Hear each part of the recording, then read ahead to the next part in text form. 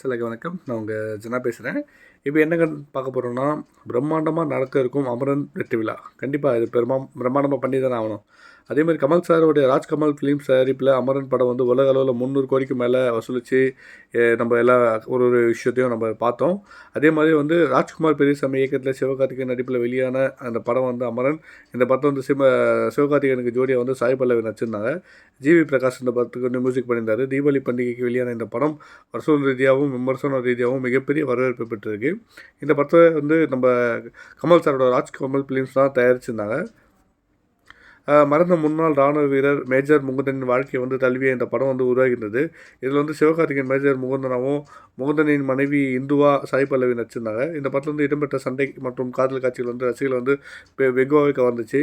மேலும் ரசிகர்களிடம் வந்து கடந்த வரவேற்பால் வந்து இந்த படம் வந்து உலக அளவில் 300 கோடிக்கு மேலே வசூலை வந்து வாரி எடுத்தது. கடந்த தீபாவளி பண்டிகையில் வெளியான இந்த படம் வந்து தற்போது வரை திரையரங்கில் வந்து வெற்றிகரமாக ஓடிக்கிட்டு இருக்குது. இந்தாண்டு வெளியான இந்த படங்கள் வந்து அதிகம் வசூலித்த படங்களில் இந்த படமும் ஒன்றாக தான் இருக்குது. இந்நிலையில் வந்து விரைவில் வந்து அமரன் படம் வந்து வெற்றி விழா வந்து பிரம்மாண்டமாக நடத்த படக்குழு வந்து திட்டமிட்டிருக்காங்க. அந்த மாதிரி தகவல் ஒன்று வெளியாக இருக்குது. முதலமைச்சர் மு க ஸ்டாலின் கையில் இந்த படக்குழுக்கு வந்து விருது வழங்க ஏற்பாடு செய்கிறதாகவும் ஒரு விஷயங்கள் சொல்லப்படுறாங்க. கண்டிப்பாக இந்த மாதிரி விஷயத்த அந்த மாதிரி ஒரு மேடையில் பெரிய ஆட்களுடைய இதோடு பண்ணால் கொஞ்சம் ரொம்ப ரெஸ்பெக்டாகவும் இருக்கும். அது எல்லோரும் பார்க்க ஒரு விஷயமாகவும் இருக்கும். அது நல்ல விஷயம் தான். தேங்க்யூ.